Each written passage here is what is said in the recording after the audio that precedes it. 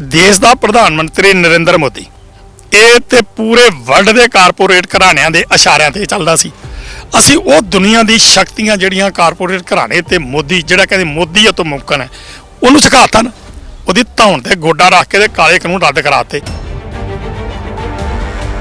ਅਸੀਂ 31 ਜਨਵਰੀ ਨੂੰ ਵਿਸ਼ਵਾਸਘਾਤ ਦਿਵਸ ਜਿਹੜਾ ਉਹ ਮਨਾ ਰਹੇ ਆ। ਪੂਰੇ ਭਾਰਤ ਵਿੱਚ ਜਿਹੜੇ ਨੇ ਉਹ ਜ਼ਿਲ੍ਹਾ ਹੈੱਡਕੁਆਟਰਾਂ ਦੇ ਉੱਤੇ ਜਿਹੜੇ ਨੇ ਉਹ ਪੁਤਲੇ ਫੂਕੇ ਜਾਣਗੇ।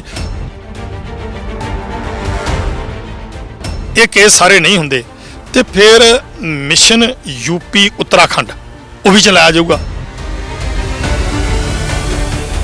ਟਕੈਤ ਸਾਹਿਬ ਉੱਥੇ ਗਏ ਨੇ, ਉਹਨਾਂ 24 ਤੱਕ ਉੱਥੇ ਰਹਿਣਾ, 21 22 23 ਤੱਕ ਉੱਥੇ ਰਹਿਣਾ। ਉਹਨਾਂ ਨੇ ਜਿਹੜਾ 3 ਦਿਨਾਂ ਦੇ ਵਿੱਚ ਜਾਇਜ਼ਾ ਲੈ ਕੇ ਜੇ ਕੋਈ ਗੱਲਬਾਤ ਨਾ ਹੋਈ ਤੇ ਉੱਥੇ ਧਰਨਾ ਵੀ ਜਿਹੜਾ ਅਣਮਿੱਥੇ ਸਮੇਂ ਦਾ ਫਿਰ ਲੱਗ ਸਕਦਾ ਹੈ। ਇਹ ਸੰਯੁਕਤ ਸਮਾਜ ਮੋਰਚਾ ਬਣਾਤਾ, ਉਹ ਰਾਜਨੀਤਿਕ ਹੋ ਗਏ, ਉਹ ਆਟੋਮੈਟਿਕ ਬਾਹਰ ਹੋ ਗਏ। ਇਸ ਕਰਕੇ ਉਹ ਸਾਰੇ ਦੇ ਸਾਰੇ ਇਸ ਮੋਰਚੇ ਤੋਂ ਉਹ ਬਾਹਰ ਨੇ। ਉਹਨਾਂ ਦਾ ਇਸ ਮੋਰਚੇ ਦੇ ਨਾਲ ਕੋਈ ਸੰਬੰਧ ਜਿਹੜਾ ਉਹ ਨਹੀਂ ਹੋਵੇਗਾ। ਪਹਿਲਾਂ ਰਕੇਸ਼ ਟਕੈਤ ਸਾਹਿਬ ਨੇ ਵੀ ਤਾਂ ਇਲੈਕਸ਼ਨ ਲੜੀ ਸੀ, ਜੇਕਰ ਹੁਣ ਇਹ ਇਲੈਕਸ਼ਨ ਲੜ ਰਹੇ ਨੇ ਇਸ ਦੇ ਵਿੱਚ ਇਤਰਾਜ਼ ਕਿਉਂ ਹੋ ਰਿਹਾ ਹੈ?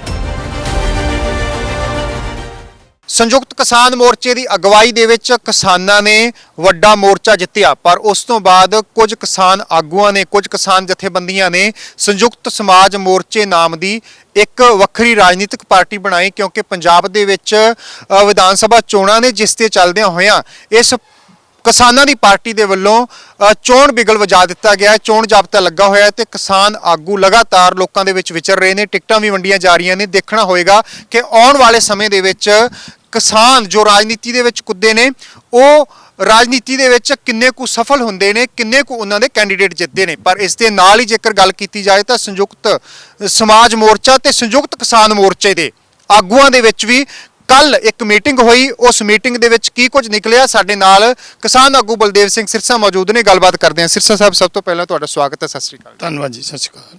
ਕੱਲ ਮੀਟਿੰਗ ਹੋਈ ਸੀ ਦਿੱਲੀ ਦੇ ਵਿੱਚ। ਉਸ ਮੀਟਿੰਗ ਦੇ ਵਿੱਚ ਕਹਿੰਦੇ ਨੇ ਸੰਯੁਕਤ ਸਮਾਜ ਮੋਰਚਾ ਤੇ ਸੰਯੁਕਤ ਕਿਸਾਨ ਮੋਰਚਾ ਦੋਵੇਂ ਆਗੂਆਂ ਦੇ ਵਿੱਚ ਕੋਈ ਬਹਿਸਬਾਜ਼ੀ ਵੀ ਹੋਈ ਹੈ, ਕੋਈ ਤਿੱਖੀ ਨੁਕਤਾਚੀਨੀ ਵੀ ਹੋਈ ਹੈ। ਕਿਹੜੀਆਂ ਗੱਲਾਂ ਨੂੰ ਲੈ ਕੇ ਨੁਕਤਾਚੀਨੀ ਹੋਈ, ਕੀ ਮਸਲਾ ਸੀ? ਨਹੀਂ, ਇਹੋ ਜਿਹੀ ਕੋਈ ਗੱਲ ਨਹੀਂ, ਲੇਕਿਨ ਉਹ ਤੇ ਇੱਕ ਜੋ ਸਾਡਾ ਵਿਧੀ ਵਿਧਾਨ ਬਣਿਆ ਸੀ ਉਹ ਤੇ ਗੱਲਬਾਤ ਹੋਈ ਸੀ।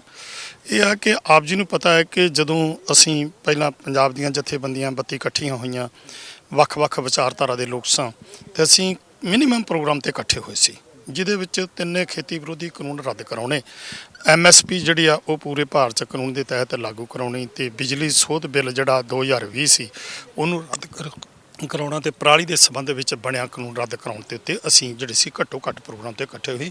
ਔਰ ਅਸੀਂ ਇੱਕ ਫੈਸਲਾ ਕੀਤਾ ਸੀ ਵੀ ਜਿੰਨਾ ਚਿਰ ਅਸੀਂ ਇਹ ਚੱਲ ਰਿਹਾ ਅੰਦੋਲਨ ਚਲਾ ਰਹੇ ਹਾਂ, ਅੰਦੋਲਨ ਸਾਡਾ ਜਿੱਤਿਆ ਨਹੀਂ ਜਾਂਦਾ, ਉਹਨਾਂ ਚਿਰ ਅਸੀਂ ਨਾ ਤਾਂ ਕਿਸੇ ਰਾਜਨੀਤਿਕ ਮੀਟਿੰਗ ਦੀ ਪਾਰਟੀ ਦੀ ਮੀਟਿੰਗ 'ਚ ਜਾਵਾਂਗੇ ਤੇ ਨਾ ਹੀ ਕਿਸੇ ਰਾਜਨੀਤਿਕ ਨੂੰ ਆਪਣੀ ਸਟੇਜ ਤੇ ਆਉਣ ਦੇਵਾਂਗੇ। ਇਹ ਸਾਡਾ ਫੈਸਲਾ ਸੀ। ਉਸ ਤੋਂ ਬਾਅਦ ਸੰਯੁਕਤ ਕਿਸਾਨ ਮੋਰਚਾ ਬਣ ਗਿਆ, ਉਹਦੇ ਵਿੱਚ ਵੀ ਸਾਡਾ ਇਹੀ ਹੈਦ ਰਿਹਾ। ਤੇ ਉਹਦੇ ਵਿੱਚ ਤੁਹਾਨੂੰ ਪਤਾ ਕਿ ਅਸੀਂ ਸ਼ੁਰੂ ਤੋਂ ਲੈ ਕੇ ਜਦੋਂ ਤੋਂ ਚੱਲੇ ਹਾਂ, ਅਸੀਂ ਕਿਸੇ ਰਾਜਨੀਤਿਕ ਪਾਰਟੀ ਨੂੰ ਆਪਣੀ ਸਟੇਜ ਤੇ ਨਹੀਂ ਆਉਣ ਦਿੱਤਾ। ਇਹ ਤੁਹਾਡੇ ਸਾਹਮਣੇ ਸਾਰਾ ਕੁਝ। ਬਿਲਕੁਲ, ਜਦੋਂ ਵੀ ਕੋਈ ਰਾਜਨੀਤਿਕ ਲੀਡਰ ਆਉਂਦਾ ਸੀ ਤੇ ਉਸ ਨੂੰ ਬੋਲਣ ਨਹੀਂ ਸੀ ਦਿੱਤਾ ਜਾਂਦਾ। ਪਹਿਲੀ ਗੱਲ ਤਾਂ ਰੋਕ ਹੀ ਲਗਾ ਦਿੱਤੀ ਕਿ ਕੋਈ ਵੀ ਰਾਜਨੀਤਿਕ ਆਗੂ ਸਟੇਜ ਤੇ ਆਵੇ ਹੀ ਨਾ। ਪਰ ਹੁਣ ਜਿਹੜਾ ਹੈ ਉਹਨਾਂ ਹੀ ਕਿਸਾਨ ਆਗੂਆਂ ਦੇ ਵਿੱਚੋਂ ਜਿਹੜੇ ਕਦੇ ਰੋਕਾਂ ਲਾਉਂਦੇ ਸਨ ਕਿ ਕੋਈ ਵੀ ਲੀਡਰ ਸਟੇਜ ਤੇ ਨਹੀਂ ਆਉਣਾ ਚਾਹੀਦਾ, ਪਰ ਹੁਣ ਉਹਨਾਂ ਹੀ ਕੁਝ ਜਥੇਬੰਦੀਆਂ ਦੇ ਵੱਲੋਂ ਸੰਯੁਕਤ ਸਮਾਜ ਮੋਰਚਾ ਬਣਾਇਆ ਗਿਆ। ਪੰਜਾਬ ਦੇ ਵਿੱਚ ਇਲੈਕਸ਼ਨ ਲੜੀ ਜਾ ਰਹੀ ਹੈ, ਫਿਰ ਉਹਨਾਂ ਦੇ ਨਾਲ ਕੀ ਗੱਲਬਾਤ ਹੋਈ? ਇਸੇ ਤੇ ਕੱਲ ਵਿਚਾਰ ਹੋਈ ਨਾ। ਇੱਥੇ ਸਭ ਤੋਂ ਪਹਿਲਾਂ ਤਾਂ ਜਿਹੜੀ ਸਾਡੀ ਮੀਟਿੰਗ ਹੋਈ, ਸਾਡੀ ਸ਼ੁਰੂਆਤ ਇੱਥੋਂ ਹੋਈ ਸੀ ਬਈ ਸਾਡੇ ਨਾਲ 3 ਕਾਨੂੰਨ ਤੇ ਕਾਲੇ ਜਿਹੜੇ ਸੀ 19 ਨਵੰਬਰ ਨੂੰ ਪ੍ਰਧਾਨ ਮੰਤਰੀ ਨੇ ਐਲਾਨ ਕਰਤਾ, ਰੱਦ ਕਰਤੇ। ਲੇਕਿਨ ਜਿਹੜੀਆਂ ਬਾਕੀ ਮੰਗਾਂ ਰਹਿੰਦੀਆਂ ਸੀ ਉਹ ਅਸੀਂ 21 ਨਵੰਬਰ ਨੂੰ ਪ੍ਰਧਾਨ ਮੰਤਰੀ ਦੇ ਨਾਂ ਤੇ ਇੱਕ ਚਿੱਠੀ ਲਿਖੀ ਸੀ ਕਿ ਆਹ ਤੁਸੀਂ 3 ਕਾਨੂੰਨ ਤਾਂ ਜਿਹੜੇ ਰੱਦ ਕਰਤੇ ਆ, ਠੀਕ ਕੀਤਾ, ਦੇਰ ਆਏ ਦਰੁਸਤ ਆਏ, ਪਰ ਜਿਹੜੀਆਂ ਬਾਕੀ ਮੰਗਾਂ ਨੇ ਸਾਡੀਆਂ, ਜਿਸ ਤਰ੍ਹਾਂ ਕਿ MSP ਬਣਾਉਣੀ ਔਰ ਇਸ ਸੰਬੰਧ ਵਿੱਚ ਪਰਾਲੀ ਦੇ ਸੰਬੰਧ 'ਚ ਬਣਿਆ ਕਾਨੂੰਨ ਉਹ ਵੀ ਅਜੇ ਤੁਸੀਂ ਵਿੱਚ ਪਿਆ ਹੈ, ਤੇ ਜਿਹੜਾ ਬਿਜਲੀ ਸੋਧ ਬਿੱਲ ਹੈ ਉਹਦੇ ਸੰਬੰਧ ਵਿੱਚ ਹੀ ਹੈ। ਤੇ ਇਹਦੇ ਨਾਲ ਇਸ ਮੋਰਚੇ ਦੇ ਦੌਰਾਨ ਜਿਹੜੀਆਂ ਮੰਗਾਂ ਹੋਰ ਜੁੜ ਗਈਆਂ, ਮਸਲੇ ਨਾਲ ਆ ਗਏ। ਜਿਸ ਤਰ੍ਹਾਂ ਕਿ ਮੋਰਚਾ ਚੱਲਿਆ, ਸ਼ਹੀਦ ਹੋਏ ਪਰਿਵਾਰ, ਬਹੁਤ ਸਾਰੇ ਕਿਸਾਨ ਜਿਹੜੇ ਨੇ ਉੱਥੇ ਸ਼ਹੀਦ ਹੋਏ, ਔਰ ਉਹਨਾਂ ਸ਼ਹੀਦ ਪਰਿਵਾਰਾਂ ਨੂੰ ਮੁਆਵਜ਼ਾ ਦੇਣ ਦੀ ਗੱਲ, ਨੌਕਰੀਆਂ ਦੇਣ ਦੀ ਗੱਲ, ਤੇ ਫਿਰ ਉਹਦੇ ਨਾਲ ਅੱਗੇ ਸੀ ਕਿ ਜਿਹੜਾ ਲਖੀਮਪੁਰ ਖੀਰੀ ਵਾਲਾ ਕੇਸ ਸੀ ਤੇ ਉਸ ਕੇਸ ਦੇ ਸੰਬੰਧ ਵਿੱਚ ਬਹੁਤ ਵੱਡਾ ਮਸਲਾ ਲਖੀਮਪੁਰ ਖੀਰੀ ਵਾਲਾ, ਕਿਉਂਕਿ ਲਖੀਮਪੁਰ ਖੀਰੀ ਦੇ ਜਿਹੜੇ ਕਿਸਾਨ ਸਾਡੇ ਸ਼ਹੀਦ ਹੋਏ ਨੇ ਇਸ ਮੋਰਚੇ ਦੀ ਬਦੌਲਤ ਹੋਏ ਨੇ। ਤੇ ਉਹਨਾਂ ਦੇ ਤੇ ਜਦੋਂ ਉੱਥੇ ਇਨਕੁਆਰੀ ਹੋਈ ਤੇ ਸੁਪਰੀਮ ਕੋਰਟ ਵੱਲੋਂ ਇੱਕ ਸਿੱਟ ਬੈਠੀ ਤੇ ਉਸ ਸਿੱਟ ਨੇ ਵੀ ਹੁਣ ਜਿਹੜੀ ਇਨਕੁਆਰੀ ਜਿਹੜੀ ਸੀ ਕਰਨੀ, ਸਾਡਾ ਇਹ ਮਸਲਾ ਸੀ ਵੀ ਉਹ ਇਨਕੁਆਰੀ ਕਰਕੇ ਸਿੱਟ ਨੇ ਤੇ ਇੱਕ ਰਿਪੋਰਟ ਦਿੱਤੀ ਆ ਵੀ ਇਹ ਜਿਹੜਾ ਲਖੀਮਪੁਰ ਖੀਰੀ ਵਾਲਾ ਜਿਹੜਾ ਕਹਿੰਦੇ ਸੀ ਵੀ ਇੱਕ ਐਕਸੀਡੈਂਟ, ਇੱਕ ਹਾਦਸਾ ਹੈ, ਉਸ ਰਿਪੋਰਟ ਦੇ ਵਿੱਚ ਆ ਗਿਆ ਕਿ ਇਹ ਹਾਦਸਾ ਨਹੀਂ, ਇਹ ਜਿਹੜਾ ਹੈ ਇੱਕ ਮਸ਼ਵਰਾ ਕਰਕੇ ਸਾਰਾ ਕਾਰਵਾਈ ਜਿਹੜੀ ਆ ਇਹ ਕੀਤੀ ਗਈ ਆ। ਜਿਹੜੇ ਕਿਸਾਨ ਜਿਹੜੇ ਸ਼ਹੀਦ ਕੀਤੇ ਜਿਨ੍ਹਾਂ ਤੇ ਗੱਡੀਆਂ ਚੜਾਈਆਂ ਨੇ, ਇਹ ਇੱਕ ਮਸ਼ਵਰੇ ਦੇ ਤਹਿਤ ਕੀਤਾ ਗਿਆ, ਜਾਣਬੁੱਝ ਕੇ ਕੀਤਾ ਗਿਆ। ਤੇ ਉਹਦੇ ਵਿੱਚ ਸਾਡੀ ਇਹ ਮੰਗ ਸੀ ਕਿ ਅਜੇ ਟਾਣੀ ਨੂੰ ਜਿਹੜਾ ਉਹ ਬਰਖਾਸਤ ਕੀਤਾ ਜਾਵੇ, ਤੇ ਅਜੇ ਤੱਕ ਉਹ ਬਰਖਾਸਤ ਨਹੀਂ ਹੋਇਆ। ਉਲਟਾ ਸਾਡੇ ਜਿਹੜੇ ਕਿਸਾਨ ਸੀ ਉਹਨਾਂ ਦੇ ਉੱਤੇ 302 ਦਾ ਪਰਚਾ ਕਰਕੇ ਤੇ ਉਹਨਾਂ ਨੂੰ ਜੇਲ੍ਹ 'ਚ ਵਿੱਚ ਜਿਹੜਾ ਹੋਰ ਫੜਿਆ ਜਾ ਰਿਹਾ, ਹੋਰ ਸਾਡੇ ਕਿਸਾਨ ਫੜੇ ਗਏ। ਇਹ ਤੇ ਅਸੀਂ ਜਿਹੜੀ ਸੀ ਉਹ ਸਾਰੀ ਵਿਚਾਰ ਚਰਚਾ ਕੀਤੀ ਵੀ ਇਹ ਤੇ ਸਰਕਾਰ ਨੇ ਕੁਝ ਨਹੀਂ ਕੀਤਾ, ਵੀ ਕਿਸਾਨ ਸਾਡੇ ਅੰਦਰ ਕਰੀ ਜਾਂਦੇ ਆ, ਸਾਡੇ ਕਿਸਾਨਾਂ ਨੂੰ ਇਨਸਾਫ ਨਹੀਂ ਮਿਲ ਰਿਹਾ। ਅਜੇ ਟਾਣੀ ਅੱਜ ਵੀ ਜਿਹੜਾ ਉਹ ਮੰਤਰੀ ਪਦ ਤੇ ਬੈਠਾ, ਇਹਨੂੰ ਬਰਖਾਸਤ ਨਹੀਂ ਕੀਤਾ। ਇਹਦੇ ਨਾਲ ਜਿਹੜੇ 26 ਜਨਵਰੀ ਨੂੰ ਜਿਹੜੇ ਦਿੱਲੀ 'ਚ ਕੇਸ ਬਣੇ, ਉਹ ਕੇਸ ਜਿਹੜੇ ਨੇ ਅਜੇ ਤੱਕ ਜਿਹੜੇ ਆ ਉਹ ਜਿਉਂਦੇ ਤਿਉਂ ਨੇ।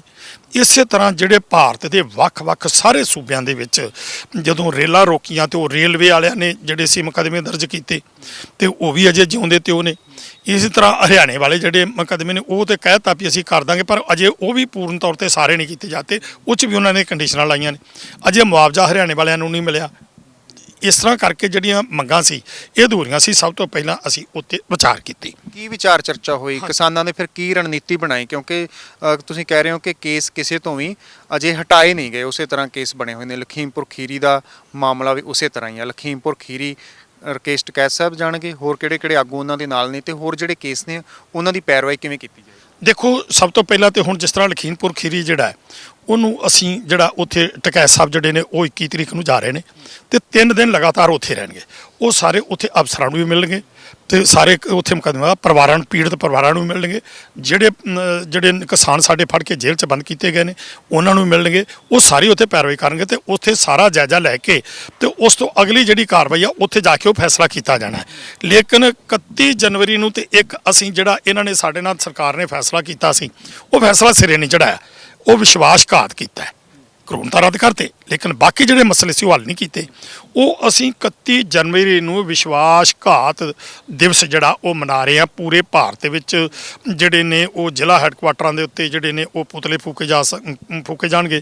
ਉਹ ਐਸਡੀਐਮ ਤੇ ਤਹਿਸੀਲਦਾਰਾਂ ਦੇ ਵੀ ਜਿਹੜੇ ਜ਼ਿਆਦਾ ਦੂਰ ਜ਼ਿਲ੍ਹੇ ਹੋਣਗੇ ਉੱਥੇ ਕਿਸਾਨ ਜਿਹੜੇ ਨੇ ਉੱਥੇ ਉਹ ਤਹਿਸੀਲ ਹੈੱਡਕੁਆਟਰਾਂ ਤੇ ਵੀ ਜਿਹੜਾ ਉਹ ਤਹਿਸੀਲਾਂ ਮੂਹਰੇ ਵੀ ਜਲਾਏ ਜਾਣਗੇ। ਇੱਕ ਤੇ ਹੈ, ਇੱਕ ਫਰਵਰੀ ਤੱਕ ਟਾਈਮ ਦੇਤਾ ਹੈ ਵੀ ਜੇ 1 ਫਰਵਰੀ ਤੱਕ ਇਹ ਕੇਸ ਸਾਰੇ ਨਹੀਂ ਹੁੰਦੇ ਤੇ ਫਿਰ ਮਿਸ਼ਨ ਯੂਪੀ ਉੱਤਰਾਖੰਡ ਉਹ ਵੀ ਚਲਾਇਆ ਜਾਊਗਾ। ਅਤੇ ਜੇਕਰ ਹੁਣ ਜਿਸ ਤਰ੍ਹਾਂ ਟਕੈਤ ਸਾਹਿਬ ਉੱਥੇ ਗਏ ਨੇ, ਉਹਨਾਂ 24 ਤੱਕ ਉੱਥੇ ਰਹਿਣਾ, 21 22 23 ਤੱਕ ਉੱਥੇ ਰਹਿਣਾ। ਉਹਨਾਂ ਨੇ ਜਿਹੜਾ 3 ਦਿਨਾਂ ਦੇ ਵਿੱਚ ਉੱਥੇ ਜਾਇਜ਼ਾ ਲੈ ਕੇ ਜੇ ਕੋਈ ਗੱਲਬਾਤ ਨਾ ਹੋਈ ਤੇ ਉੱਥੇ ਧਰਨਾ ਵੀ ਜਿਹੜਾ ਅਣਮਿੱਥੇ ਸਮੇਂ ਦਾ ਫਿਰ ਲੱਗ ਸਕਦਾ ਹੈ। ਇਹ ਫੈਸਲਾ ਜਿਹੜਾ ਅਸੀਂ ਲਿਆ ਤੇ ਇਹ ਹੁਣ ਧਰਨੇ ਵਾਲਾ ਫੈਸਲਾ ਤੇ ਉੱਥੇ ਟਕੈਤ ਸਾਹਿਬ ਜਾ ਕੇ ਮੌਕੇ ਦੇ ਹਾਲਾਤਾਂ ਮੁਤਾਬਕ ਲੈਣਗੇ। ਲੇਕਿਨ 31 ਜਨਵਰੀ ਦਾ ਵਿਸ਼ਵਾਸਘਾਤ ਦਿਨ ਜਿਹੜਾ ਉਹ ਮੰਨਤਾ ਤੇ 1 ਫਰਵਰੀ ਤੱਕ ਉਹਨਾਂ ਨੂੰ ਟਾਈਮ ਦੇ ਦਿੱਤਾ, ਕੇਂਦਰ ਸਰਕਾਰ ਨੂੰ ਨਾ ਕੀਤਾ ਤੇ ਫਿਰ ਅੱਗੇ ਸੰਘਰਸ਼ ਚੱਲੇਗਾ। ਹੁਣ ਤੁਸੀਂ ਸੰਘਰਸ਼ ਦੀ ਗੱਲ ਕਰ ਰਹੇ ਹੋ, ਇਸ ਸੰਘਰਸ਼ ਦੇ ਵਿੱਚ ਜਿਹੜੀਆਂ ਜਥੇਬੰਦੀਆਂ ਨੇ ਸੰਯੁਕਤ ਸਮਾਜ ਮੋਰਚਾ ਪਾਰਟੀ ਬਣਾਈ ਹੈ, ਉਹ ਜਥੇਬੰਦੀਆਂ ਵੀ ਸ਼ਾਮਲ ਹੋਣਗੀਆਂ ਕਿ ਸਿਰਫ ਤੇ ਸਿਰਫ ਸੰਯੁਕਤ ਕਿਸਾਨ ਮੋਰਚੇ ਵਾਲੇ? ਨਹੀਂ, ਦੇਖੋ ਇਹਦੇ ਵਿੱਚ ਇਹ ਹੈ ਕਿ ਜਿਹੜਾ ਸਾਡਾ ਪਹਿਲਾ ਵਿਧੀ ਵਿਧਾਨ ਸੀ, ਜਿਹੜਾ ਕਿ ਅਸੀਂ ਪਹਿਲਾਂ ਫੈਸਲਾ ਕੀਤਾ ਸੀ ਕਿਸੇ ਰਾਜਨੀਤਿਕ ਨਹੀਂ ਹੁੰਦਾ। ਹੁਣ ਉਹ ਕੱਲ ਦੀ ਜਿਹੜੀ ਮੀਟਿੰਗ ਹੋਈ ਆ, ਉਸ ਮੀਟਿੰਗ ਦੇ ਵਿੱਚ ਇਹ ਵਿਚਾਰ ਕਰਕੇ ਤੇ ਜਿਹੜਾ ਸੰਯੁਕਤ ਸਮਾਜ ਮੋਰਚਾ ਬਣਿਆ, ਜਿਨ੍ਹਾਂ ਨੇ ਰਾਜਨੀਤਿਕ ਪਾਰਟੀ ਬਣਾਈ ਆ, ਅਸੀਂ ਜਥੇਬੰਦੀ ਨੂੰ ਕਿਸੇ ਨੂੰ ਨਹੀਂ ਕੱਢਿਆ। ਜਥੇਬੰਦੀਆਂ ਤੋਂ ਸਾਡਾ ਜਿਹੜਾ ਉਹ ਕੋਈ ਚੱਕਰ ਨਹੀਂ, ਲੇਕਿਨ ਜਿਹੜੇ ਸੰਯੁਕਤ ਸਮਾਜ ਮੋਰਚਾ ਬਣਾਤਾ ਉਹ ਰਾਜਨੀਤਿਕ ਹੋ ਗਏ, ਉਹ ਆਟੋਮੈਟਿਕ ਬਾਹਰ ਹੋ ਗਏ। ਇਸ ਕਰਕੇ ਉਹ ਸਾਰੇ ਦੇ ਸਾਰੇ ਇਸ ਮੋਰਚੇ ਤੋਂ ਉਹ ਬਾਹਰ ਨੇ। ਉਹਨਾਂ ਦਾ ਇਸ ਮੋਰਚੇ ਦੇ ਨਾਲ ਕੋਈ ਸੰਬੰਧ ਜਿਹੜਾ ਉਹ ਨਹੀਂ ਹੋਵੇਗਾ। ਉਹ ਫਿਰ ਵੇਖਾਂਗੇ। ਸਿਰਸਾ ਸਾਹਿਬ, ਸਵਾਲ ਇਹ ਵੀ ਉੱਠਦੇ ਰਹੇ ਕਿ ਪਹਿਲਾਂ ਰਕੇਸ਼ ਟਕੈਤ ਸਾਹਿਬ ਨੇ ਵੀ ਤਾਂ ਇਲੈਕਸ਼ਨ ਲੜੀ ਸੀ, ਜੇਕਰ ਹੁਣ ਇਹ ਇਲੈਕਸ਼ਨ ਲੜ ਰਹੇ ਨੇ ਇਸ ਦੇ ਵਿੱਚ ਇਤਰਾਜ਼ ਕਿਉਂ ਹੋ ਰਿਹਾ ਹੈ? ਹਾਲਾਂਕਿ ਪਹਿਲਾਂ ਕਿਸਾਨੀ ਸੰਘਰਸ਼ ਜਦੋਂ ਚੱਲ ਰਿਹਾ ਸੀ ਉਸ ਸਮੇਂ ਕਿਸੇ ਵੀ ਰਾਜਨੀਤਿਕ ਆਗੂ ਨੂੰ ਸਟੇਜ ਤੇ ਬੋਲਣ ਨਹੀਂ ਦਿੱਤਾ ਗਿਆ। ਇਹ ਕਿਹਾ ਗਿਆ ਸੀ ਕਿ ਜਦੋਂ ਤੱਕ ਜਿੱਤ ਨਹੀਂ ਹੁੰਦੀ ਤਦ ਤੱਕ ਕਿਸੇ ਵੀ ਲੀਡਰ ਦੇ ਨਾਲ ਕੋਈ ਰਾਬਤਾ ਕਾਇਮ ਨਹੀਂ ਕੀਤਾ ਜਾਏਗਾ। ਪਰ ਹੁਣ ਇਸ ਤਰ੍ਹਾਂ ਕਿਉਂ? ਪਹਿਲਾਂ ਅਸੀਂ ਕੁਝ ਵੀ ਸਾਂ, ਉਹਦੇ ਵਿੱਚ ਬਹੁਤ ਸਾਰੇ ਬੰਦੇ ਸੀ ਜਿਹੜੇ ਰਾਜਨੀਤਿਕ ਤੌਰ ਤੇ ਇਲੈਕਸ਼ਨਾਂ ਦੇ ਨਾਲ ਰਹੇ। ਲੇਕਿਨ ਜਦੋਂ ਅਸੀਂ ਇਹ ਪ੍ਰੋਗਰਾਮ ਚੱਲਿਆ ਵੀ ਜੇ ਅਸੀਂ ਇਹਦੇ ਵਿੱਚ ਕਿਸੇ ਰਾਜਨੀਤਿਕ ਧਿਰ ਨੂੰ ਕਿਸੇ ਵੀ ਲੀਡਰ ਨੂੰ ਮੰਗਾ ਰਿਆ ਤੇ ਦੂਸਰੀਆਂ ਧਿਰਾਂ ਜਣੀਆਂ, ਕਿਉਂਕਿ ਸਾਡੇ ਜੇ ਇਸ ਮੋਰਚੇ ਦੇ ਵਿੱਚ ਸਮੂਹ ਪਾਰਟੀਆਂ ਨਾਲ ਸੰਬੰਧਿਤ ਜਿਹੜੇ ਲੋਕ ਗਏ ਨੇ ਵੀ ਜੇ ਇੱਕ ਪਾਰਟੀ ਦੇ ਬੰਦੇ ਨੂੰ ਇੱਥੇ ਹੀ ਸਟੇਜ ਤੇ ਬੋਲਣ ਦਿੱਤਾ ਤੇ ਦੂਸਰੇ ਨਾਰਾਜ਼ ਹੋ ਜਾਣਗੇ ਵੀ ਫਲਾਣਾ ਕੋ ਬੋਲਿਆ ਉਹ ਵੀ ਆਊਗਾ, ਸਾਡੀ ਕਸ਼ਮਕਸ਼ ਹੋਵੇਗੀ ਤੇ ਇਹ ਮੋਰਚਾ ਜਿਹੜਾ ਸਾਡਾ ਫੇਲ ਹੋ ਜਾਊਗਾ। ਅਸੀਂ ਮੋਰਚੇ ਨੂੰ ਜਿੱਤਣ ਵਾਸਤੇ ਕਿਸੇ ਵੀ ਰਾਜਨੀਤਿਕ ਬੰਦੇ ਨੂੰ ਆਪਣੀ ਸਟੇਜ ਦੇ ਨੇੜੇ ਨਹੀਂ ਆਉਣ ਦਿੱਤਾ, ਅਸੀਂ ਕਿਸੇ ਆਪਣੀ ਮੀਟਿੰਗ 'ਚ ਨਹੀਂ ਆਉਣ ਦਿੱਤਾ ਤੇ ਇਸੇ ਕਰਕੇ ਇਹਨਾਂ ਦੇ ਖਿਲਾਫ ਜਿਹੜਾ ਕੱਲ ਫੈਸਲਾ ਕੀਤਾ ਵੀ ਇਹਨਾਂ ਨੇ ਇੱਕ ਰਾਜਨੀਤਿਕ ਪਾਰਟੀ ਬਣਾ ਲਈ ਆ। ਜਦੋਂ ਲੋਕ ਵੀ ਤਾਂ ਆਸ ਲਗਾਈ ਬੈਠੇ ਸੀ ਨਾ ਪੰਜਾਬ ਦੇ ਲੋਕ, ਕਿਉਂਕਿ ਪੰਜਾਬ ਦੇ ਲੋਕਾਂ ਨੇ ਜਦੋਂ ਦੇਖਿਆ ਕਿ ਕਿਸਾਨਾਂ ਨੇ ਬੜੇ ਸੋਹਣੇ ਢੰਗ ਦੇ ਨਾਲ ਆਖਰਕਾਰ ਜਿਹੜੇ ਖੇਤੀ ਕਾਨੂੰਨ ਬਣੇ ਸੀ ਉਹਨਾਂ ਨੂੰ ਰੱਦ ਕਰਵਾ ਲਿਆ ਹੈ, ਸਰਕਾਰ ਨੂੰ ਝੁਕਣਾ ਪਿਆ ਹੈ, ਸਰਕਾਰ ਨੂੰ ਇੱਕ ਤਰ੍ਹਾਂ ਝੁਕਾ ਦਿੱਤਾ ਹੈ। ਹੁਣ ਪੰਜਾਬ ਦੇ ਲੋਕ ਇਹ ਸੋਚਦੇ ਸਨ ਕਿਤੇ ਨਾ ਕਿਤੇ ਕਿ ਹੁਣ ਪੰਜਾਬ ਦੇ ਭਵਿੱਖ ਬਾਰੇ ਹੋਰ ਵੀ ਸੋਚਿਆ ਜਾਏ ਜਿਹੜੇ ਕਿਸਾਨ ਆਗੂ ਨੇ ਉਹਨਾਂ ਦੇ ਵੱਲੋਂ, ਕਿਉਂਕਿ ਲੋਕ ਰਵਾਇਤੀ ਪਾਰਟੀਆਂ ਤੋਂ ਤੰਗ ਆਏ ਹੋਏ ਨੇ। ਲੋਕਾਂ ਦਾ ਮੰਨਣਾ ਹੈ ਕਿ ਰਵਾਇਤੀ ਪਾਰਟੀਆਂ ਨੇ ਪੰਜਾਬ ਦਾ ਕੁਝ ਸਵਾਰਿਆ ਨਹੀਂ, ਉਲਟਾ ਪੰਜਾਬ ਦਾ ਬੇੜਾ ਡੋਬਿਆ ਹੈ। ਲਗਾਤਾਰ ਪੰਜਾਬ ਜਿਹੜਾ ਹੈ ਕਰਜ਼ੇ ਦੇ ਹੇਠਾਂ ਜਾ ਰਿਹਾ ਹੈ। ਲੋਕਾਂ ਨੂੰ ਆਸ ਸੀ ਕਿਸਾਨਾਂ ਦੇ ਉੱਪਰ, ਹੁਣ ਕਿਸਾਨ ਆਗੂਆਂ ਨੇ ਪਾਰਟੀ ਬਣਾ ਲਈ, ਉਹ ਮੈਦਾਨ ਦੇ ਵਿੱਚ ਕੁੱਦ ਗਏ ਨੇ। ਸੰਯੁਕਤ ਕਿਸਾਨ ਮੋਰਚੇ ਦੇ ਹੋਰ ਜਿਹੜੇ ਆਗੂ ਨੇ ਉਹ ਅੰਦਰ ਖਾਤੇ ਕੋਈ ਉਹਨਾਂ ਦੀ ਮਦਦ ਕਰਨਗੇ ਤਾਂ ਕਿ ਉਹ ਜਿੱਤ ਸਕਣ? ਨਹੀਂ, ਇਸ ਤਰ੍ਹਾਂ ਦਾ ਕੋਈ ਗੱਲ ਨਹੀਂ ਹੋਏਗਾ। ਜਦੋਂ ਸਾਡਾ ਹੋਰ ਕਿਸੇ ਰਾਜਨੀਤੀ ਪਾਰਟੀ ਨਾਲ ਕੋਈ ਸੰਬੰਧ ਨਹੀਂ ਤੇ ਫਿਰ ਇਹ ਵੀ ਤਾਂ ਰਾਜਨੀਤੀ 'ਚ ਚਲੇ ਗਏ ਨੇ ਨਾ, ਰਾਜਨੀਤਿਕ ਪਾਰਟੀ ਬਣਾ ਲਈ ਇਹਨਾਂ ਨੇ। ਸਾਡਾ ਕਿਸੇ ਕਿਸਾਨ ਜਥੇਬੰਦੀ ਨਾਲ ਵਿਰੋਧ ਨਹੀਂ, ਸਾਡਾ ਰਾਜਨੀਤਿਕ ਲੋਕਾਂ ਦੇ ਨਾਲ ਆ ਵੀ ਰਾਜਨੀਤਿਕ ਲੋਕਾਂ ਤੋਂ ਅਸੀਂ ਇਸ ਮੋਰਚੇ ਨੂੰ ਬਚਾ ਕੇ ਰੱਖਣਾ, ਅਸੀਂ ਸੰਯੁਕਤ ਮੋਰਚਾ ਬਚਾ ਕੇ ਰੱਖਣਾ। ਸਾਡੀਆਂ ਪਹਿਲਾਂ ਵਿਚਾਰਾਂ ਹੋਈਆਂ ਸੀ ਕਿ ਅਸੀਂ ਇੱਕ ਇਸ ਤਰ੍ਹਾਂ ਦਾ ਵੀ ਅਜੇ ਉਹ ਪੂਰੇ ਦੇਸ਼ ਦਾ ਮਾਹੌਲ ਨਹੀਂ ਬਣਿਆ, ਪੰਜਾਬ ਦਾ ਵੀ ਅਜੇ ਨਹੀਂ ਬਣਿਆ। ਹੁਣ ਤੁਸੀਂ ਵੇਖਿਆ ਹੈ ਕਿ ਅਜੇ ਜਦੋਂ ਪ੍ਰੋਗਰਾਮ ਉੱਥੇ ਸਾਡਾ ਮੋਰਚਾ ਚੱਲ ਰਿਹਾ ਸੀ, ਉਹ ਚੱਲਦੇ ਮੋਰਚੇ ਦੇ ਵਿੱਚ ਰੈਲੀਆਂ ਹੋ ਗਈਆਂ, ਸ਼ੁਰੂ ਹੋ ਗਈਆਂ, ਤਾਂ ਹੀ ਤਾਂ ਅਸੀਂ ਉੱਥੇ ਫਿਰ ਲੋਕ ਵਿਰੋਧ ਕਰਨ ਲੱਗੇ ਸੀ। ਜਦੋਂ ਵਿਰੋਧ ਆਇਆ ਤੇ ਲੋਕ ਜਾਣ ਲੱਗੇ ਸੀ ਨਾ, ਇਹਦਾ ਮਤਲਬ ਪੂਰਨ ਤੌਰ ਤੇ ਅਜੇ ਪੰਜਾਬ ਦੇ ਲੋਕ ਜਿਹੜੇ ਸੀ ਪਾਰਟੀਆਂ ਨਾਲੋਂ ਨਹੀਂ ਸੀ ਪਿੱਛੇ ਹਟੇ। ਉਹ ਠੀਕ ਹੈ ਆਪਣੇ ਹੱਕਾਂ ਵਾਸਤੇ ਅੰਦੋਲਨ 'ਚ ਤਾਂ ਚਲੇ ਗਏ ਲੇਕਿਨ ਪਾਰਟੀਆਂ ਦੇ ਨਾਲ ਤਾਂ ਜੁੜੇ ਹੋਏ ਸੀ। ਸਾਨੂੰ ਇਹ ਸੀ ਵੀ ਇਹ ਪਾਰਟੀਆਂ ਦੇ ਵਿੱਚ ਫੇਰ ਜਾਣਗੇ ਤੇ ਅਜੇ ਉਹ ਹਾਲਾਤ ਨਹੀਂ ਗਏ। ਆਉਣ ਵਾਲੇ ਸਮੇਂ ਦੇ ਵਿੱਚ ਟਾਰਗੇਟ ਰੱਖੋ ਤੁਸੀਂ 2024 ਤੱਕ ਪੂਰੇ ਦੇਸ਼ ਦੇ ਵਿੱਚ ਜਿੱਥੋਂ ਇਹ ਕਾਲੇ ਕਾਨੂੰਨ ਬਣਦੇ ਨੇ। ਹੁਣ ਮੰਨ ਲਓ ਕਿ ਅਸੀਂ ਪੰਜਾਬ ਦੇ ਵਿੱਚ ਅਸੀਂ ਸਰਕਾਰ ਬਣਾ ਲਈ, ਸਰਕਾਰ ਬਣਾ ਕੇ ਤੇ ਜੇ ਤਾਂ ਅਸੀਂ ਕੇਂਦਰ ਦੇ ਇਸ਼ਾਰਿਆਂ ਤੇ ਚੱਲਾਂਗੇ ਤੇ ਸਰਕਾਰ ਚੱਲੇਗੀ, ਤੇ ਜੇ ਅਸੀਂ ਕੇਂਦਰ ਦੇ ਇਸ਼ਾਰਿਆਂ ਤੇ ਨਹੀਂ ਚੱਲਦੇ ਤੇ ਫਿਰ ਇਹ ਦੱਸੋ ਵੀ ਉਹ ਸਰਕਾਰ ਚੱਲੇਗੀ, ਚੱਲਣ ਦੇਗਾ ਕੇਂਦਰ? ਉਸ ਵੇਲੇ ਬਰਖਾਸਤ ਕਰ ਦਿਓ। ਇਸ ਕਰਕੇ ਅਸੀਂ ਚਾਹੁੰਦੇ ਹਾਂ ਕਿ ਪਹਿਲਾਂ ਤੁਸੀਂ ਜਿਹੜਾ ਹੈ ਉਹ ਸਾਰੇ ਆਪਾਂ ਰਲ ਕੇ ਤੇ ਇਹਦੇ ਵਿੱਚ ਕੇਂਦਰ ਨੂੰ ਟਾਰਗੇਟ ਰੱਖੀਏ, ਹਾਲਾਤ ਬਣਾਈਏ ਪੂਰੇ ਦੇਸ਼ ਦੇ ਵਿੱਚ ਤੇ ਸਾਰੀਆਂ ਜਥੇਬੰਦੀਆਂ ਨਾ ਰਹਿ ਕੇ ਉਹਨਾਂ ਦੇ ਵਿੱਚੋਂ ਅਸੀਂ ਚੰਗੇ ਬੰਦੇ ਪਾਰਲੀਮੈਂਟ 'ਚ ਚੁਣਨ ਵਾਸਤੇ ਤਿਆਰ ਕਰੀਏ। ਹੁਣ ਇੱਕ ਸਵਾਲ ਲੋਕਾਂ ਦੇ ਮਨਾਂ ਦਾ ਇਹ ਵੀ ਹੈ ਕਿ ਸੰਯੁਕਤ ਕਿਸਾਨ ਮੋਰਚਾ ਤੇ ਸੰਯੁਕਤ ਸਮਾਜ ਮੋਰਚਾ ਇਹਨਾਂ ਦੇ ਵਿੱਚ ਕੱਲ ਬਹਿਸਬਾਜ਼ੀ ਵੀ ਹੋਈ ਆ ਕੁਝ ਗੱਲਾਂ ਨੂੰ ਲੈ ਕੇ। ਕਿਹੜੇ ਮੁੱਖ ਪੁਆਇੰਟ ਸਨ ਜਿਨ੍ਹਾਂ ਦੇ ਉੱਪਰ ਬਹਿਸਬਾਜ਼ੀ ਹੋਈ ਆ? ਕੁਝ ਤਲਖ ਕਲਾਮੀ ਹੋਈ ਆ? ਕੋਈ ਜ਼ਿਆਦਾ ਨਹੀਂ ਹੋਈ, ਉਹਦੇ ਵਿੱਚ ਸਿਰਫ ਇਹ ਹੀ ਉਹ ਕਹਿੰਦੇ ਸੀ ਵੀ ਅਸੀਂ ਜਿਹੜਾ ਵੀ ਇਲੈਕਸ਼ਨਾਂ ਜਿਹੜੀਆਂ ਲੜ ਕੇ ਫਿਰ ਤੁਹਾਡੇ ਨਾਲ ਹੀ ਆ। ਅਸੀਂ ਇਹ ਕਿਹਾ ਵੀ ਜੇ ਤੁਸੀਂ ਸਾਡੇ ਨਾਲ ਆ ਜਾ ਸਕਦੇ, ਤੁਸੀਂ ਰਾਜਨੀਤੀ ਪਾਰਟੀ ਬਣਾਈ ਆ ਔਰ ਤੁਸੀਂ ਫੈਸਲਾ ਕੀਤਾ ਜਿਹਦੀ ਅਸੀਂ ਮਿਸਾਲ ਵੀ ਦਿੱਤੀ।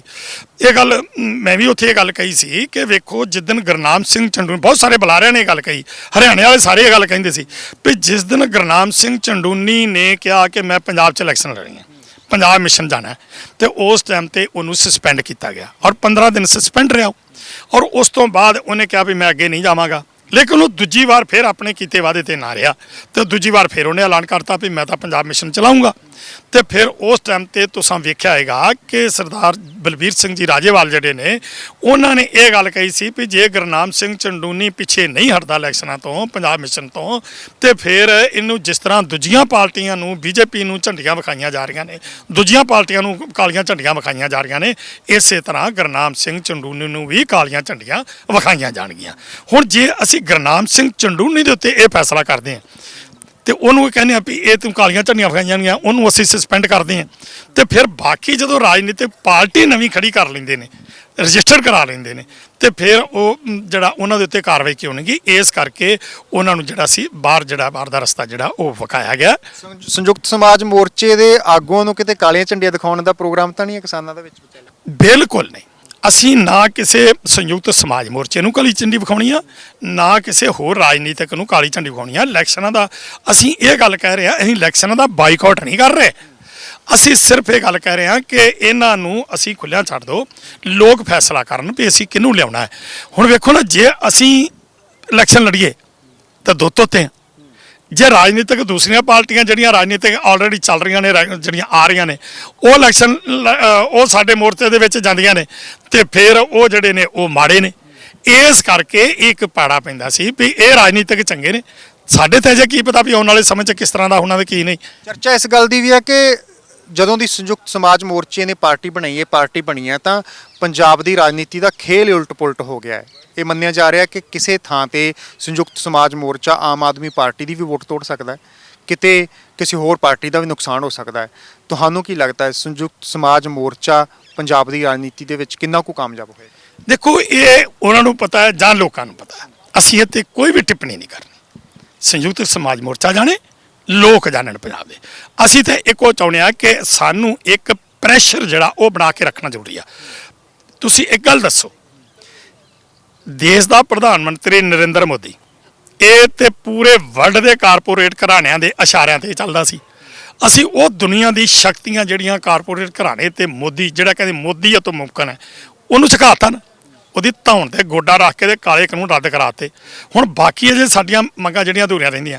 ਹੁਣ ਇੱਕ ਪਾਸੇ ਸਵਾਲ ਇਹ ਹੈ ਵੀ ਇੱਕ ਪਾਸੇ ਤਾਂ ਅਸੀਂ ਮੋਰਚਾ ਫਿਰ ਦੁਬਾਰਾ ਚੱਲ ਰਿਹਾ ਕਿਉਂਕਿ ਸਾਡੀਆਂ ਜੇ ਮੰਗਾਂ ਪੂਰੀਆਂ ਨਹੀਂ ਹੋਈਆਂ। ਅਸੀਂ ਮੋਰਚਾ ਸਸਪੈਂਡ ਕਰਕੇ ਆਏ ਸਾਂ, ਅਸੀਂ ਖਤਮ ਕਰਕੇ ਨਹੀਂ ਸਾਏ। ਅਜੇ ਜਿਹੜੀਆਂ ਸਾਡੀਆਂ ਮੰਗਾਂ ਨੇ ਉਹਨਾਂ ਨੂੰ ਮੰਗਾਂ ਨੂੰ ਮਨਾਉਣ ਵਾਸਤੇ ਅਸੀਂ 31 ਜਨਵਰੀ ਨੂੰ ਜਿਹੜਾ ਹੈ ਉਹ ਦੁਬਾਰਾ ਅਸੀਂ ਜਿਹੜਾ ਵਿਸ਼ਵਾਸਘਾਤ ਦਿਵਸ ਮਨਾ ਰਹੇ ਹਾਂ। ਅਸੀਂ 1 ਫਰਵਰੀ ਦਾ ਟਾਈਮ ਦਿੱਤਾ ਵੀ ਜੇ ਨਾ ਕੇਂਦਰ ਸਰਕਾਰ ਨੇ ਅਜੇ ਟੈਨੀ ਨੂੰ ਬਰਖਾਸਤ ਨਾ ਕੀਤਾ, ਲਖੀਮਪੁਰ ਖੀਰੀ ਵਾਲੇ ਜਿਹੜੇ ਸਾਡੇ ਕਿਸਾਨ ਨੇ ਉਹ ਰਿਹਾ ਨਾ ਕੀਤੇ, ਤੇ ਜਿਹੜੀਆਂ MSP ਆ ਜਿਹੜੀ ਪੂਰੇ ਭਾਰਤ ਦੇ ਲੋਕਾਂ ਦਾ ਮਸਲਾ ਜਿਹੜਾ ਉਹ ਲਾਗੂ ਨਹੀਂ ਹੁੰਦੀ, ਤੇ ਉਹਨਾਂ ਚਿਰ ਅਸੀਂ ਜਿਹੜਾ ਹੈ ਇਹ ਸੰਘਰਸ਼ ਫੇਰ ਦੁਬਾਰਾ ਸ਼ੁਰੂ ਕਰਨ ਜਾ ਰਹੇ ਹਾਂ। ਹੁਣ ਇਹ ਦੱਸੋ ਵੀ ਉਧਰ ਅਸੀਂ ਸੰਘਰਸ਼ ਸ਼ੁਰੂ ਕਰਾਂਗੇ ਤੇ ਫਿਰ ਇਹ ਜਿਹੜੇ ਸਾਡੇ ਭਰਾ ਜਿਹੜੇ ਜਿਨ੍ਹਾਂ ਨੇ ਸੰਯੁਕਤ ਸਮਾਜ ਮੋਰਚਾ ਬਣਾਇਆ, ਜਿਨ੍ਹਾਂ ਨੇ ਰਾਜਨੀਤਿਕ ਪਾਰਟੀ ਬਣਾ ਲਈ ਆ, ਇਹ ਇਲੈਕਸ਼ਨ ਲੜਨਗੇ ਕਿ ਜਾਂ ਸਰਕਾਰ ਦੇ ਖਿਲਾਫ ਜਾਣਗੇ? ਇਹੀ ਤਾਂ ਮਸਲਾ ਹੈ। ਇਸੇ ਕਰਕੇ ਤੇ ਇੱਕ ਦੁਬਿਧਾ ਆ ਵੀ ਜਿਹੜੀਆਂ ਕਿਸਾਨ ਨੇ ਉਹਨਾਂ ਨੂੰ ਨਿਰੋਲ ਕਿਸਾਨ ਜਥੇਬੰਦੀਆਂ ਨੂੰ ਇੱਕ ਪ੍ਰੈਸ਼ਰ ਗਰੁੱਪ ਕਰਵੇ, ਉਹਨਾਂ ਨੂੰ ਆਪਣਾ ਕੰਮ ਕਰਨਾ ਚਾਹੀਦਾ ਹੈ। ਔਰ ਜੇ ਅਸੀਂ ਇਹ ਕਿਹਾ ਸੀ ਵੀ ਜੇ ਕਿਸੇ ਨੇ ਇਲੈਕਸ਼ਨ ਲੜਨੀ ਵੀ ਹੋਵੇਗੀ ਤੇ ਫਿਰ ਭਾਈ ਜਿੱਦਣ ਮੋਰਚਾ ਜਿੱਤਿਆ ਜਾਊਗਾ ਨਾ, ਉਸ ਤੋਂ ਬਾਅਦ ਜਾ ਕੇ ਜਿਸ ਤਰ੍ਹਾਂ ਅਸੀਂ ਵੱਖਰੇ ਵੱਖਰੇ ਹਾਂ ਤੇ ਫਿਰ ਜਿਹੜਾ ਉਹ ਹੋ ਜਾਏ, ਉਹ ਜਿਵੇਂ ਮਰਜ਼ੀ ਕਰ ਲੈਣ।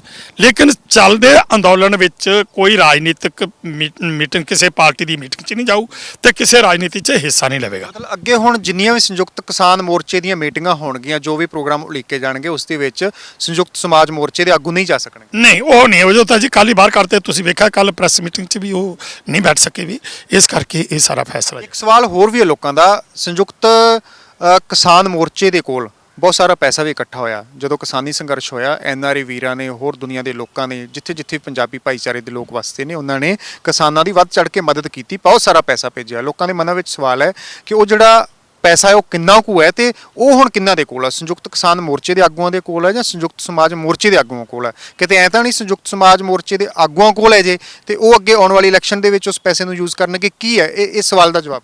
ਦੇਖੋ, ਇੱਕ ਬੇਨਤੀ ਤੇ ਹੈ ਵੀ ਜਿਹੜੀ ਸਾਡੀਆਂ ਪਹਿਲਾਂ ਜਿਹੜੀਆਂ ਹੈਗੀਆਂ ਸੀ, ਜਿਨ੍ਹਾਂ ਕੋਲੇ ਕੈਸ਼ ਦਾ ਕੰਮ ਸੀ, ਜਿਹੜੇ ਸੰਭਾਲਦੇ ਸੀ, ਉਹਨਾਂ ਦੇ ਕੋਲ ਹੀ ਆ ਉਹ ਪੈਸਾ। ਜਿਹੜੇ ਅਸੀਂ ਸੰਯੁਕਤ ਕਿਸਾਨ ਮੋਰਚੇ ਵਿੱਚ ਆ, ਸਾਡੇ ਕਿਸੇ ਕੋਲ ਕੋਈ ਪੈਸਾ ਨਹੀਂ ਆਏਗਾ। ਨਹੀਂ, ਉਹ ਸੰਯੁਕਤ ਕਿਸਾਨ ਮੋਰਚੇ ਦੇ ਦਾ ਜਿਹੜਾ ਪੈਸਾ ਸੀਗਾ ਉਹ ਕਿਹੜੇ ਬੰਦੇ ਸਾਂਭਦੇ ਸੀ ਤੇ ਉਹ ਹੁਣ ਸੰਯੁਕਤ ਸਮਾਜ ਮੋਰਚੇ ਨੂੰ ਦੇਖ ਰਹੇ ਨੇ? ਉਹ ਬਿਲਕੁਲ ਉਹ ਸੰਯੁਕਤ ਸਮਾਜ ਮੋਰਚੇ ਵਿੱਚ ਨੇ, ਉਹ ਕਾਫੀ ਬੰਦੇ ਨੇ ਤੇ ਉਹਦੇ ਵਿੱਚ ਸਾਡੀ ਇੱਕ ਕਮੇਟੀ ਵੀ ਬਣੀ ਆ ਜਿਨ੍ਹਾਂ ਨੇ ਆਡਿਟ ਕਰਨਾ। ਅਜੇ ਇੱਕ ਤਾਂ ਉਹ ਆਡਿਟ ਕਰਨ ਵਾਲਾ, ਬਾਕੀ ਪੈਸਾ ਜਿਹੜਾ ਉਹ 1 ਕਰੋੜ ਤੋਂ ਪਤਾ ਨਹੀਂ 10 ਲੱਖ ਹੈ ਜਾਂ 15 ਲੱਖ ਹੈ, ਉੱਤੇ ਆ, ਵੱਧ ਹੈ। ਉਹ ਪੈਸਾ ਜਿਹੜਾ ਹੈ ਉਹ ਉਹਨਾਂ ਦੇ ਕੋਲ ਹੀ ਹੈ, ਉਹਦਾ ਹਿਸਾਬ ਕਿਤਾਬ ਉਹਨਾਂ ਕੋਲ ਹੀ ਹੈ।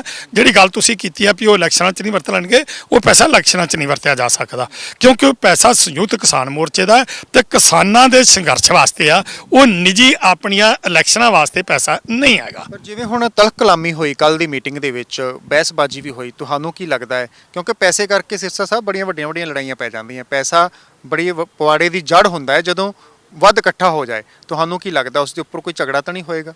ਨਹੀਂ, ਝਗੜਾ ਕਿਉਂ ਹੋਏਗਾ? ਉਹ ਤਾਂ ਇੱਕ ਬੈਠ ਕੇ ਜਿਹੜੀ ਗੱਲ ਹੈ ਜਿਹੜੀਆਂ ਕਮੇਟੀਆਂ ਬਣੀਆਂ ਸੀ ਉਹ ਸਾਡੇ ਕੋਈ ਇਹ ਥੋੜਾ ਵੀ ਉਧਰ ਹੀ ਅਸੀਂ ਵੀ ਇੱਕ ਦੂਸਰੇ ਦੇ ਪਿਓ ਮਾਰੇ ਨੇ। ਉਹ ਠੀਕ ਹੈ ਵਿਚਾਰਧਾਰਾ, ਉਹ ਹੁਣ ਇਲੈਕਸ਼ਨ ਲੜਨ ਚਲੇ ਗਏ ਨੇ, ਪਾਰਟੀ ਬਣਾ ਲਈ ਆ, ਰਾਜਨੀਤੀ 'ਚ ਚਲੇ ਗਏ ਨੇ, ਉਹ ਹੁਣ ਉਹਨਾਂ ਦਾ ਮਸਲਾ। ਪਰ ਜਿਹੜਾ ਸਾਡੇ ਪਹਿਲੇ ਜਿਹੜੇ ਹਿਸਾਬ ਕਿਤਾਬ ਵੀ ਹੁਣ ਭਰਾ ਅੱਡ ਹੋ ਜਾਂਦੇ ਨੇ, ਦੇਸ਼ ਅੱਡ ਹੋ ਜਾਂਦੇ ਆ, ਜਿਹੜੇ ਇੱਕ ਦੂਸਰੇ ਨੇ ਜਿਹੜੇ ਲੈਣ ਦੇਣ ਹੁੰਦੇ ਆ ਉਹ ਬੈਠ ਕੇ ਸਿੱਧੇ ਜਿਹੜੇ ਹੋ ਜਾਂਦੇ ਆ, ਤੇ ਜੇ ਨਾ ਵੀ ਸਿੱਧੇ ਹੋਣ ਤੇ ਵਿੱਚ ਭਾਈਚਾਰਾ ਵਿੱਚ ਪੈ ਜਾਂਦਾ ਤੇ ਉਹ ਬੈਠ ਕੇ ਤੇ ਫੈਸਲੇ ਜਿਹੜੇ ਲੈਣ ਦੇਣ ਦੇ ਉਹ ਕਰਾ ਦਿੰਦੇ ਨੇ। ਉਹ ਪੈਸਾ ਸੰਯੁਕਤ ਕਿਸਾਨ ਮੋਰਚੇ ਦਾ ਹੈ, ਉਹ ਸੰਯੁਕਤ ਸਮਾਜ ਮੋਰਚੇ ਦਾ ਪੈਸਾ ਨਹੀਂ। ਪਰ ਇਹ ਵੱਖਰੀ ਗੱਲ ਹੈ ਕਿਉਂਕਿ ਉਹ ਸੰਭਾਲਦੇ ਹੀ ਉਹ ਸਨ ਤੇ ਉਹਨਾਂ ਦੇ ਕੋਲ ਹੀ ਹੈ, ਇਸ ਕਰਕੇ ਉਹ ਨਹੀਂ।